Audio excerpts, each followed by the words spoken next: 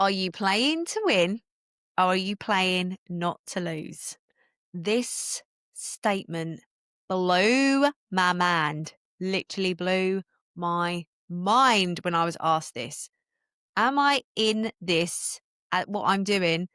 Am I taking action because I want to win for myself? Or am I taking action not to lose, like come second or third?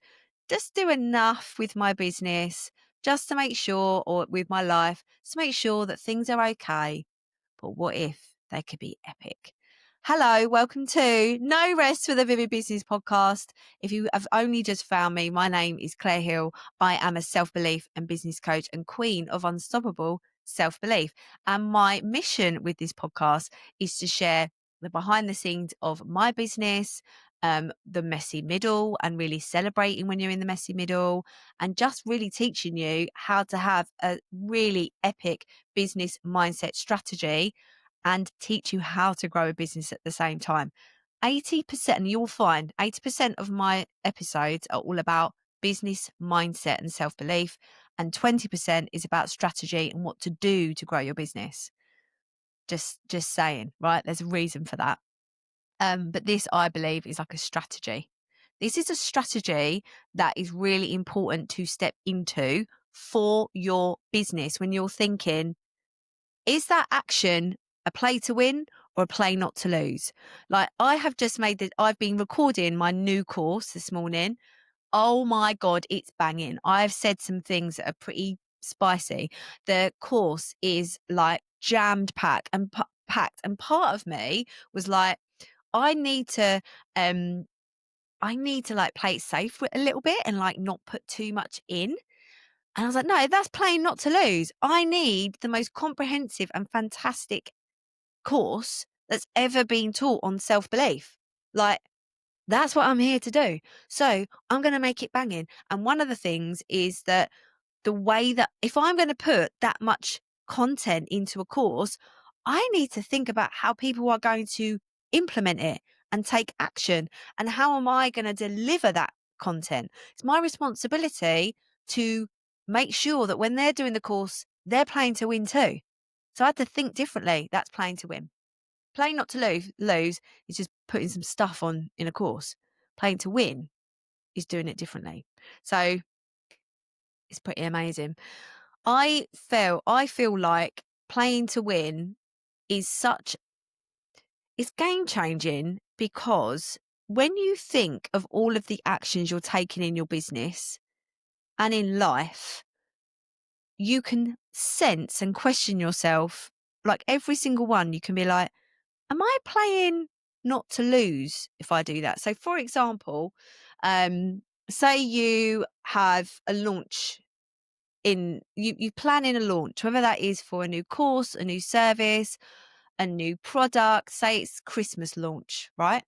God, I love this time of year. I really miss, even though I used to burn myself out, I really miss the buzz of a Christmas launch. Like, I know that I would be launching it next week. I know that that would have been like the best day of sales of the whole year. Just making the things, designing the Christmas. Oh God. God, I do miss it. But that's an old story. Like, that's an older version of me. She played to win in that business, sometimes played not to lose. But now, if I see, that would be playing not to lose if I went backwards. Playing to win is moving forwards. A really great example of playing to win is when you are trusting the void. You know what the void is, don't you? Isn't it horrible? The void is when there's a gap in sales, clients, work, just a gap. Lovely big fat gap that you're like, ooh, that's a bit spicy. And you get to choose what goes in that gap. Now, playing to not lose is choosing anything just to have something to fill that gap. But if you play to win, you are strategic and intentional about what is filling that gap. And you are strategic and intentional about what you are going to choose to fill that gap. Because potentially you could go, oh, I've got a gap. Right. I need to make sales. Or you can go, this is a fantastic opportunity for me to get on top of my marketing strategy, get a content plan together, look at my SEO, forecast my cash flow, sort out my processes, get the foundations of what my business means to me, do my vision, do my mission, do my organizational structure. So when I scale, everybody's ready to go with their job roles. Oh my God, all of those things that like you get to do to prepare for massive growth in a quiet stage.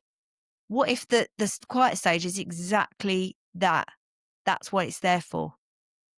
That is what it's there for you to do all of the work to be ready to scale.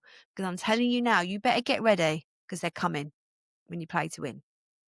I think that I've worked with a lot. I can actually tell the difference in energy with somebody who's playing to win and playing not to lose. Sometimes it's about safety. Sometimes it's about the fact that they don't really need the money, um, like for the business to work.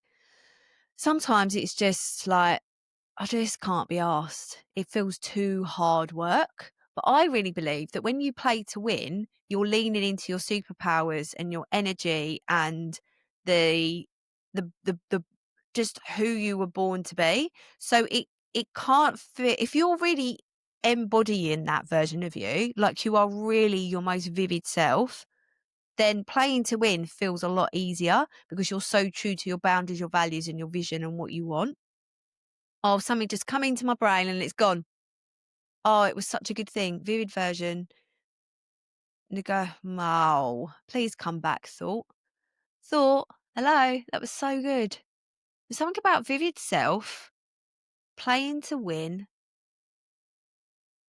It must be about boundaries, negotiation.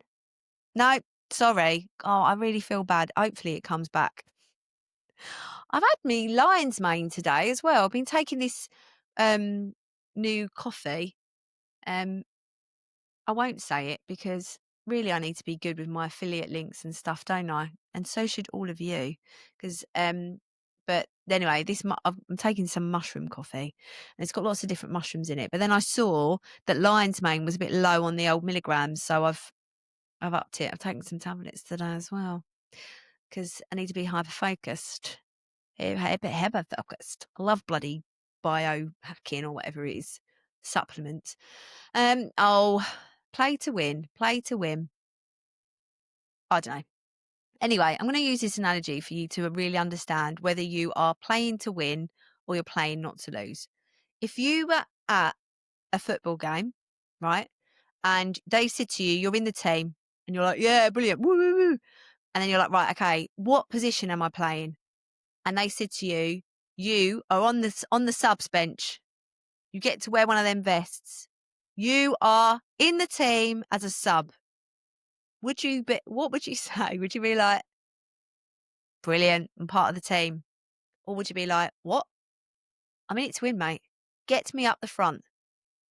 Where are you? If you can imagine your business like that, where are you playing? Are you playing safe on the field? Are you not even on the field? Or are you right up at the front trying to score those goals? Because when you really, thank you, brain. Just remembered when you when you are playing to win, you are completely authentic because everything you know, whether you teach other people it as well, you do it too. There are some service based businesses that I work with, and I will say to them, like, say they're marketing, I said, your business needs to be the best advert for what you do. Because when you're doing something really good, people and seeing it, people will like, especially marketing. If you're marketing your business really brilliantly, of course they're going to want you to do it for them. Makes sense. My business is really successful. And so is my self-belief. Like I'm really good at tracking my cash flow, doing my forecast, doing all this CEO stuff. What's it called? Blocking out my time to do the CEO stuff, doing all of the things I tell everyone else to do. But when you're playing not to lose, they're part of the things that you know that you should be doing, you don't do. When you play to win, you do it all of that important stuff, all of the big rock stuff. You're not distracted by busy work. You're not cleaning the house before you get started. You are in it. You are doing it. You're doing the journaling every day. Like I understand, right? When I say to people, journaling, do journaling, and people go, I haven't got time for that. Well, this is savage.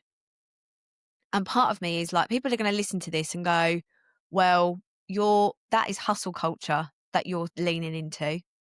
No, it isn't, because I bet you any money that you are choosing to scroll on your phone instead of journal, or you're choosing to watch some shite on the telly instead of actually journaling.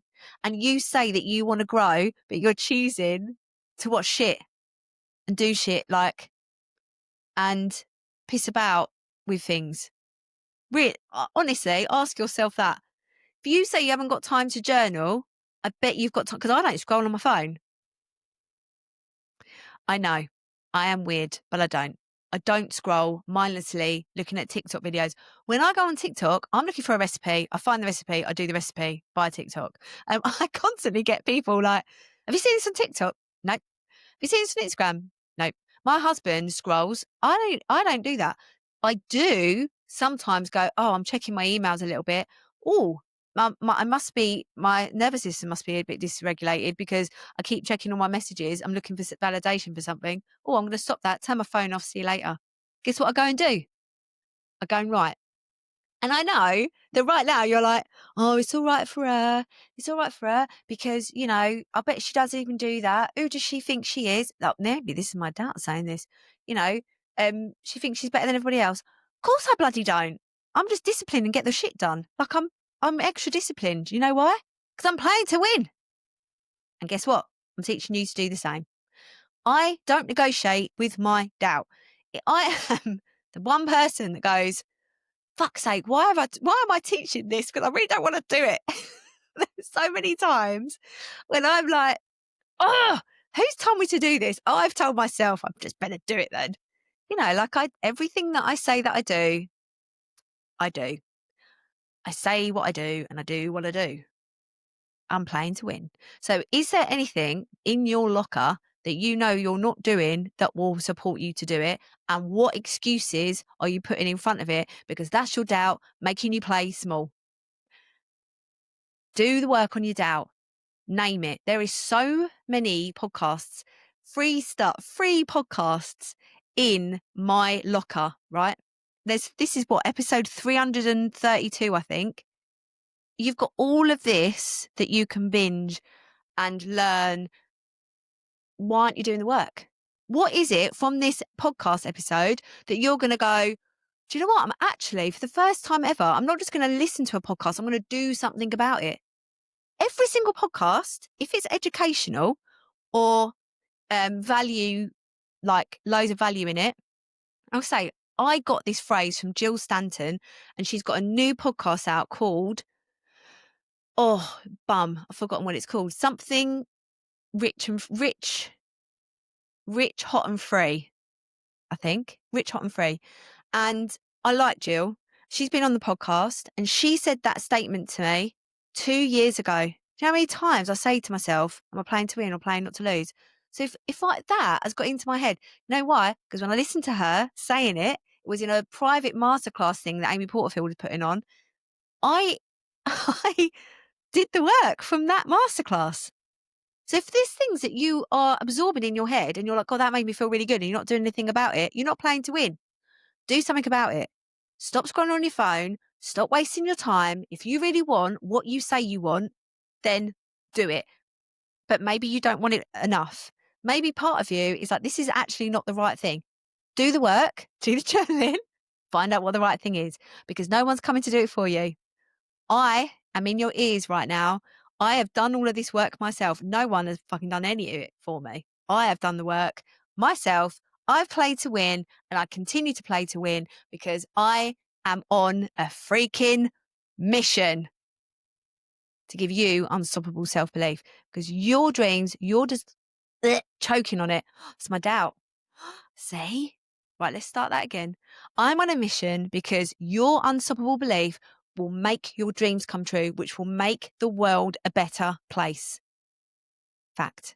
There's no way you're listening to this and you're not a good person. I only attract the best. So start doing the work that you know how to do. Play to win. How are you going to play to win today? Tell me. Get in my DMs. Make sure you subscribe and following to these podcasts because this one is fired up. You know why? Because I'm a fire starter. Freaking fire starter. Meow, meow, meow, meow. Meow, meow, meow, meow. That's me. Right, I'm off now. I'm actually going off to a networking lunch now. They are going to get the full force, aren't they? Subscribe and follow wherever you're listening or watching. Please let me know what you think about this podcast. Does it resonate? What are you going to do to play to win today? I want to hear it all. All right, my love. See you in the next one. Thank you so much for listening to the No Rest for the Vivid podcast. Written, produced and hosted by Claire Hill, and music has been composed by my brother, Phil Vick.